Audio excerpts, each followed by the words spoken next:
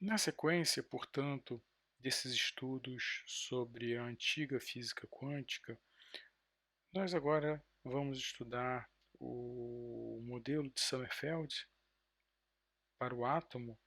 Esse modelo de Sommerfeld para o átomo é uma sequência do modelo de Bohr. No modelo de Bohr, as órbitas são circulares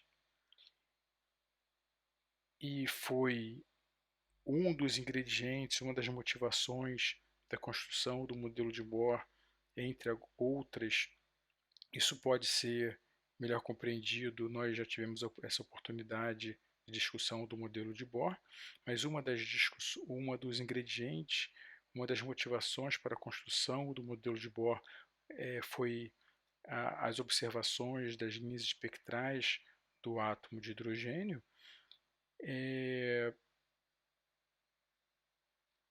E no modelo de Sommerfeld, as órbitas são elípticas, na tentativa de compreender o efeito Zeeman e o efeito Stark, que vem como desdobramento dos estudos das linhas espectrais do átomo de hidrogênio.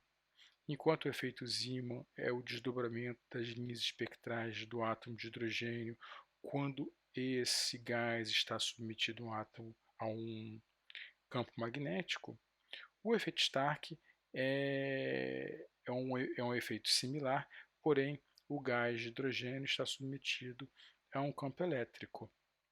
Portanto, o modelo de Bohr não conseguia explicar esses dois efeitos e Sommerfeld fez um incremento no modelo de Bohr, introduzindo as órbitas elípticas para tentar explicar esses dois efeitos, o efeito Zeeman e o efeito Stark. Adianto que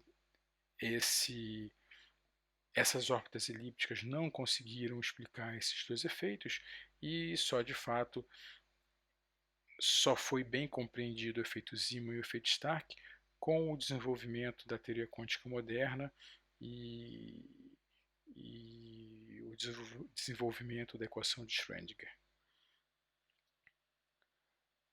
O que como nós podemos desenvolver esse modelo? Bem, esse modelo de Sommerfeld ele foi desenvolvido com a regra de quantização semiclássica. E eu recomendo fortemente, antes os interessados nesse modelo de Sommerfeld, antes de se debruçarem sobre o modelo, estudarem um pouco o modelo, a regra de quantização semiclássica. Nós já discutimos isso e é recomendado que, portanto, veja um pouco sobre a teoria geral da regra de quantização semiclássica.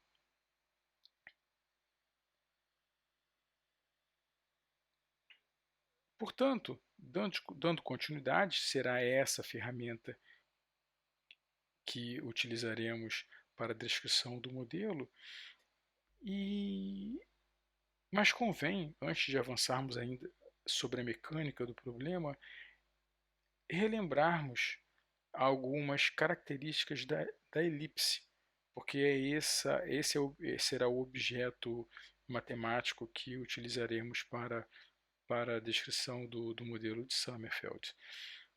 Bem, temos aqui uma elipse, onde o centro da elipse está em um dos focos. Nós vamos descrever essa elipse em coordenadas polares. Aqui tem o vetor posição. Aqui o ângulo θ, que descreve esse vetor.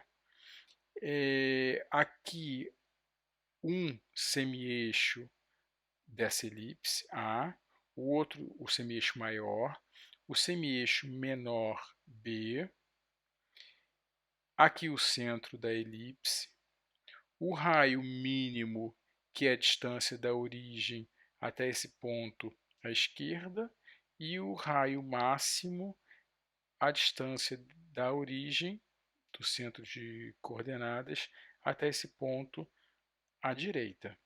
Aqui, nesse ponto, nós podemos observar aqui essas definições, o A, o semi-eixo maior, B, o semi-eixo menor.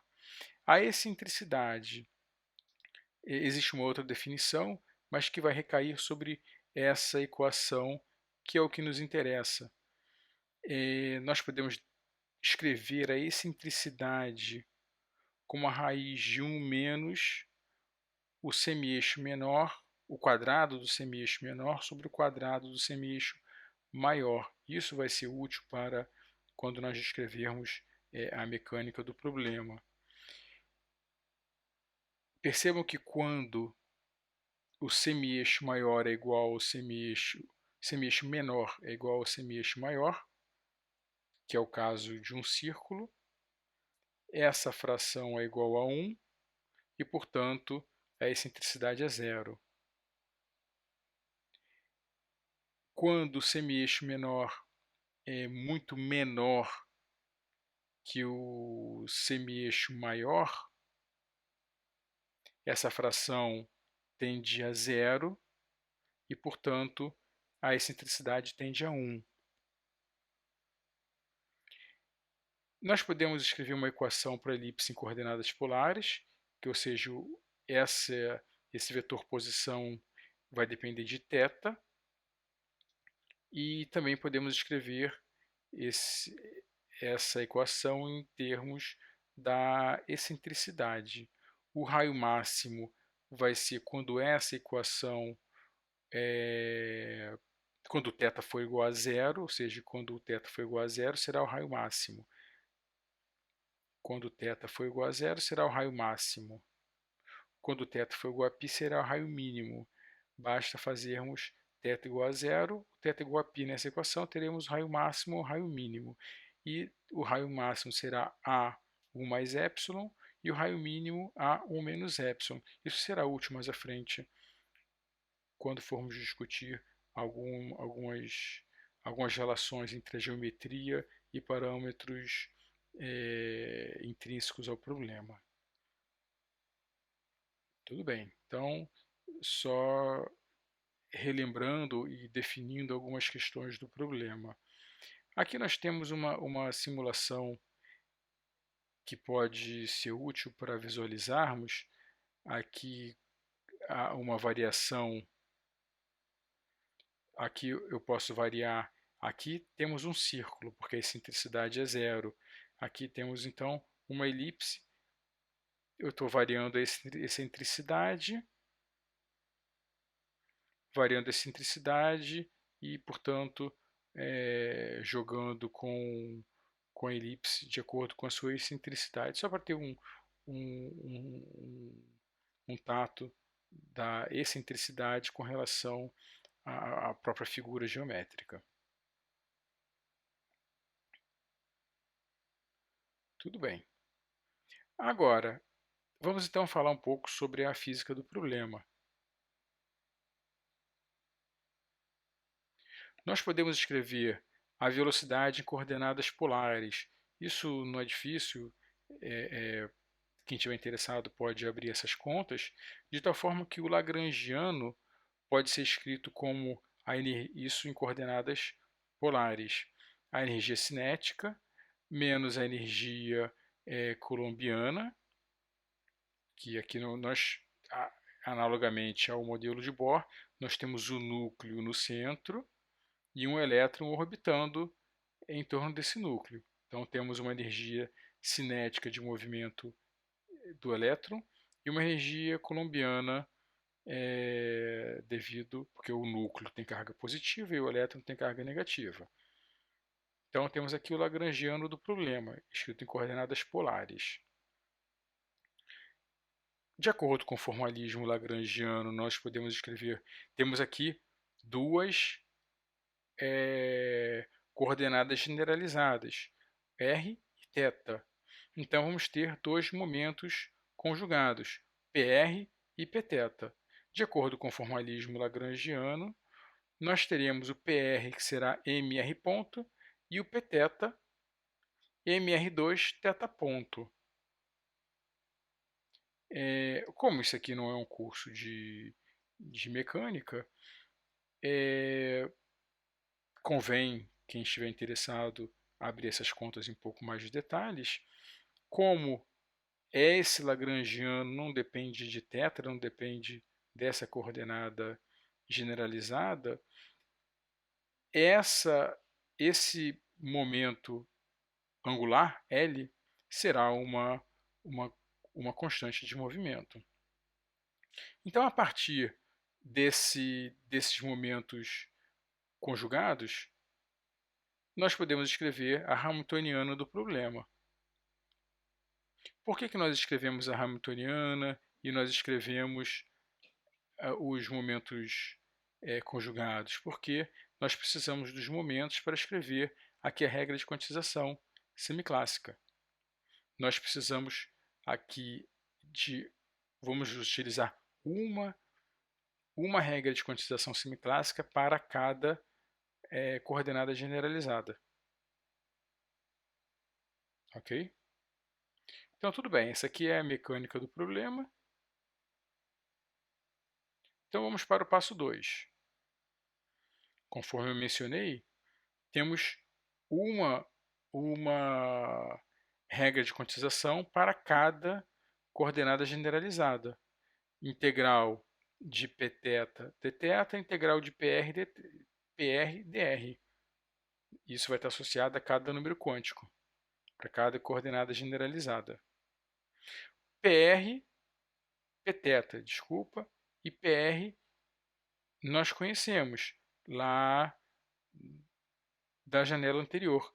PR é mr ponto e pθ é mr2 θ ponto. Nós conhecemos esses momentos. Mas nós podemos escrever o dθ como dθ dt dt. E podemos passar isso aqui de uma integral em dθ para uma integral em dt em um período de revolução. Então vamos integrar de 0 até tal, onde tal é um período de revolução dessa órbita. Então, nós vamos ter essa integral, duas integrais aqui no tempo. Para quem estiver interessado, pode fazer essa passagem aqui, uma linha de conta. Tudo bem.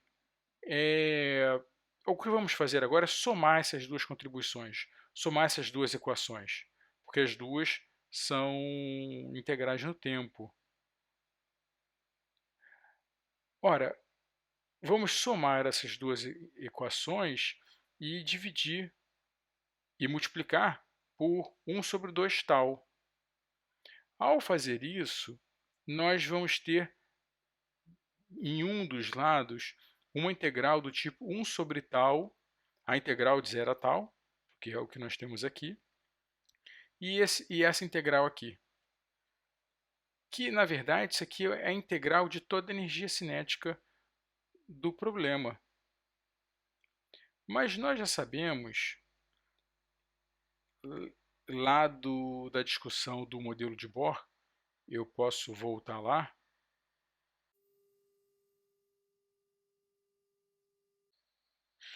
nós já sabemos que a energia cinética total é menos a energia total.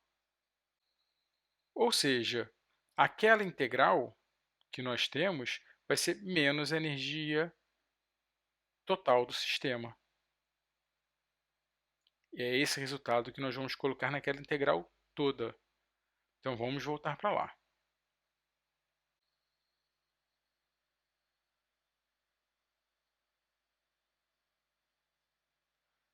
Ou seja, toda essa integral aqui é a energia cinética média, que vai ser menos a energia total. Então, tudo bem. Nós temos aqui esse lado esquerdo, que nós mantivemos, e esse lado direito, que é essa integral, é menos a energia total, que veio lá daquela ideia que nós discutimos agora.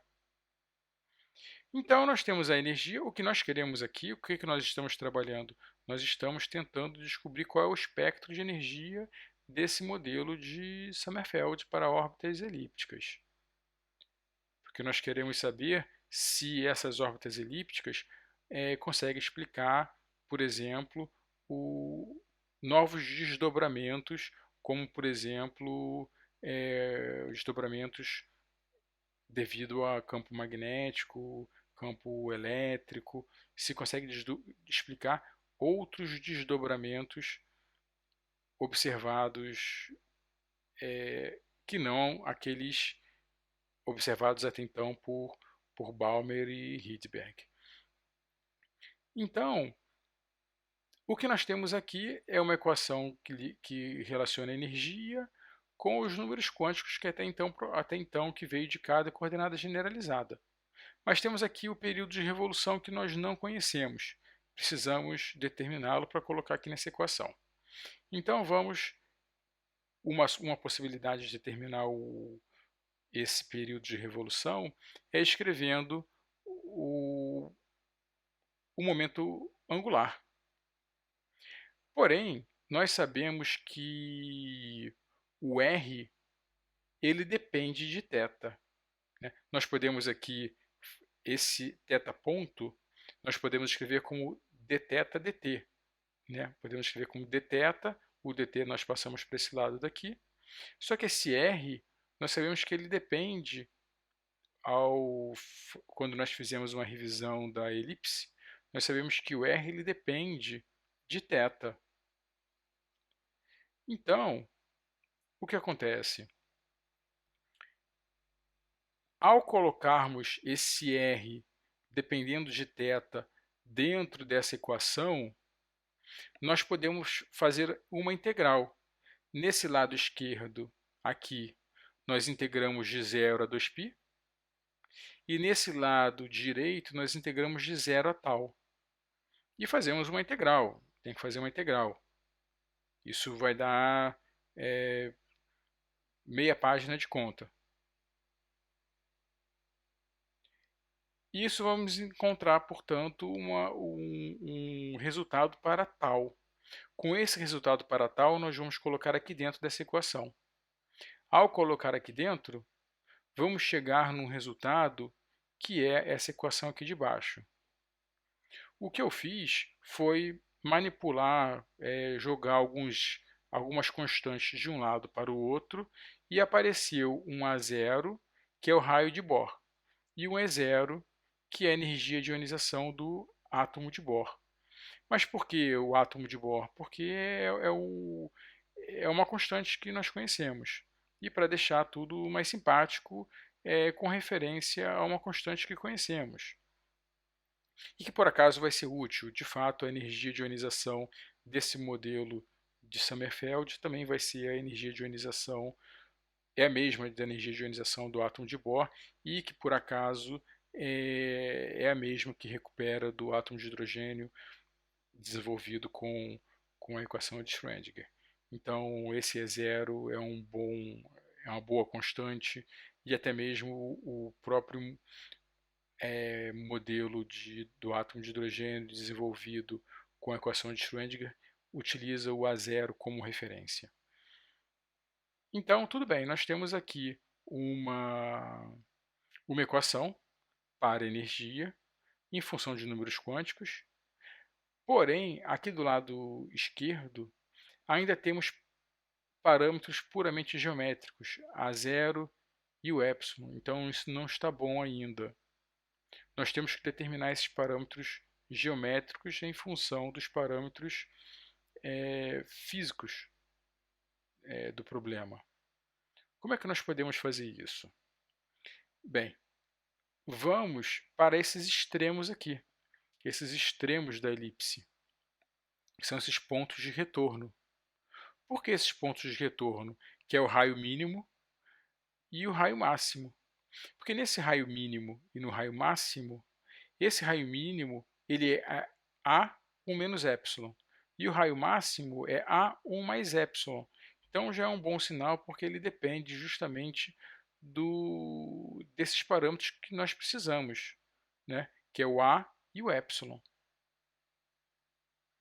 E por outro lado, nesses pontos de retorno, o PR, que é o momento da coordenada generalizada R, ele é zero. Então isso facilita em alguma coisa. Então nós podemos pegar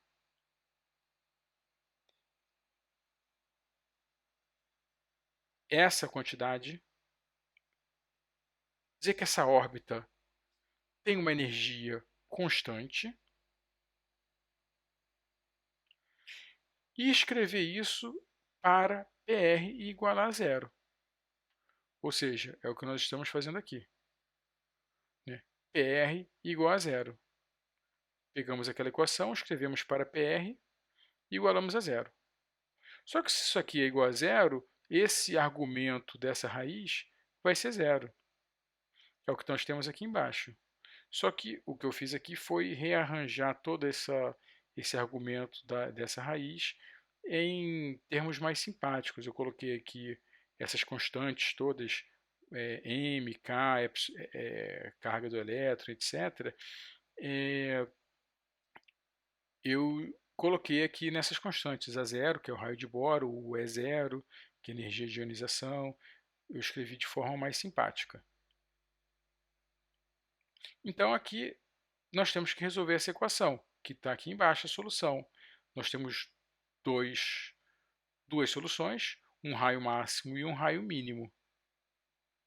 Só que esse raio máximo e esse raio mínimo tem uma solução um pouco grande. Mas não fica tão grande assim se nós escrevermos o raio máximo mais o raio mínimo, que fica com uma solução relativamente pequena. E também se escrevermos raio máximo vezes o raio mínimo, que fica também uma solução relativamente pequena, que também depende da energia. Isso, portanto, são as soluções do problema físico, que é o que está aqui à direita. Podemos fazer a mesma coisa para os parâmetros geométricos do problema, que é o que está aqui à esquerda. Se nós fizermos raio máximo mais raio mínimo para esses problemas geométricos, nós vamos encontrar 2A sobre A0. Eu só dividi tudo por A0 aqui.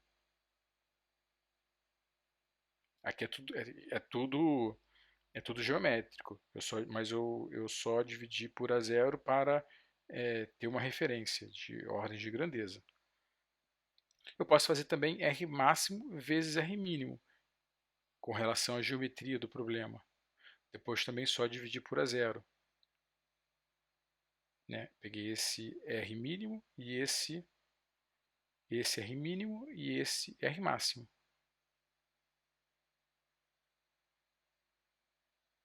E, portanto, obtive aqui o R máximo e o R mínimo com relação à geometria.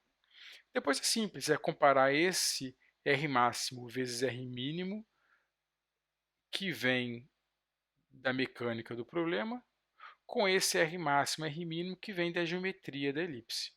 Comparando esse resultado, nós encontramos essa equação que está aqui à direita.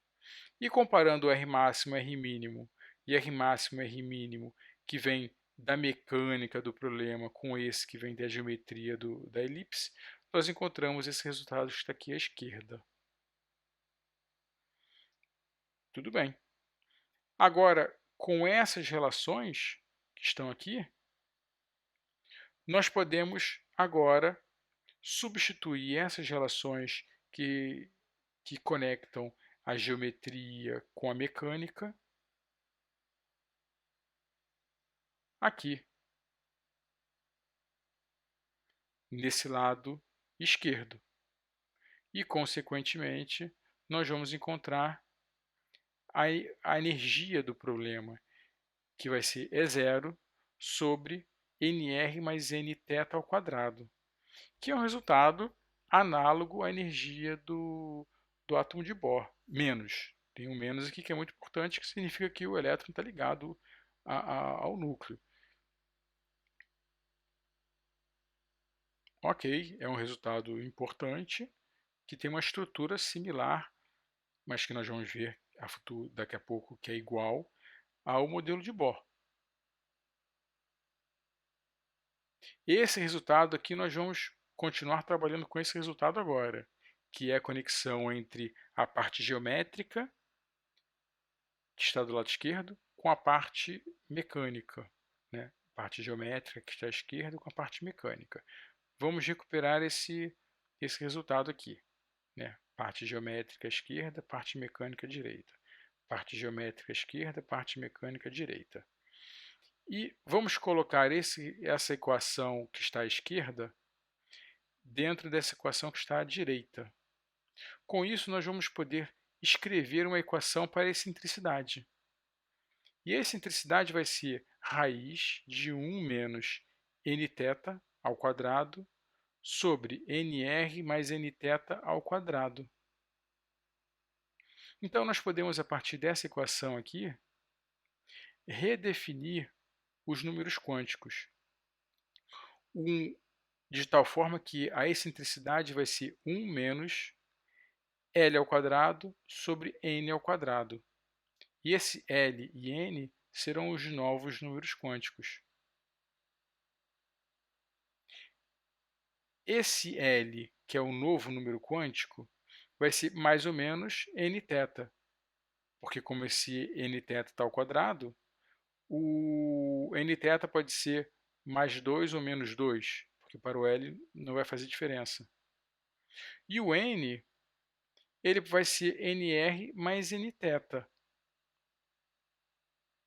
Mas existem outras condições, porque o N, que está no denominador, tem que ser maior do que 1. Isso é razoável, porque se for 0, vai acontecer uma divergência. E também o nθ, ele não pode ser 0, mas o nr pode, como acontece no modelo de Bohr. No modelo de Bohr, o nr é 0, mas o nθ nunca pode ser 0, senão deixa de haver movimento orbital. O L não pode ser 0, porque se o L for 0, é a mesma coisa, o L está ligado ao nθ, deixa de haver momento orbital. E o L vai estar sempre entre os valores possíveis de n. É claro, porque o L nunca pode ser maior do que n, porque senão vamos encontrar aqui uma raiz de um número negativo, né?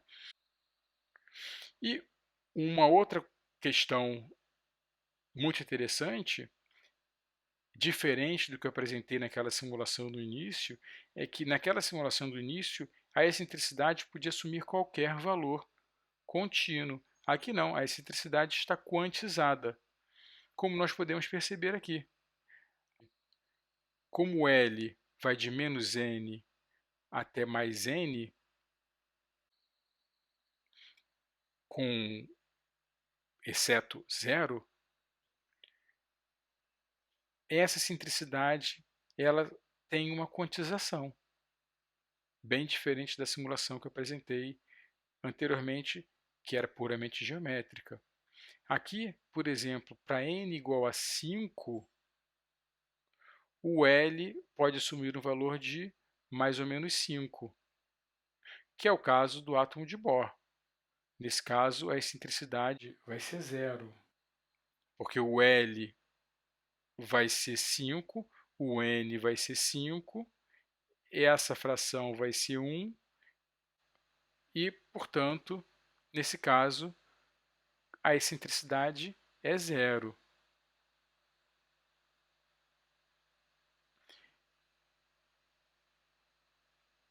O próximo valor possível de L é 4, ainda com N igual a 5. Depois L3, L mais ou menos 3, L mais ou menos 2 e L mais ou menos 1. Todos esses valores para N igual a 5. E qual a energia de todas essas órbitas possíveis? Aqui, o nr mais nθ é igual a n. Então, nós podemos reescrever o valor de energia, porque nr mais nθ é igual a n. Então, nós podemos escrever a energia como menos E0 sobre n ao quadrado, que recupera o caso da energia do átomo de Bohr.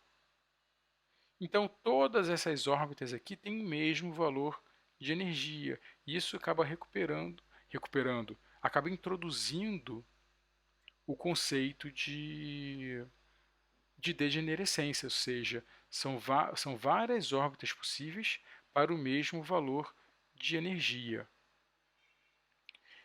Esse modelo não explica, como vocês podem observar, porque tem o mesmo espectro de energia do caso do modelo de Bohr, não explica o desdobramento Zeeman nem o desdobramento Stark, e que de fato foi só explicado a seguir com a equação de Schrödinger. Mas ele é um bom exercício para trabalharmos com a regra de quantização semiclássica, que é utilizada até hoje para resolver obtermos espectros de energia para casos relativamente simples, temos uma boa solução dos espectros de energia.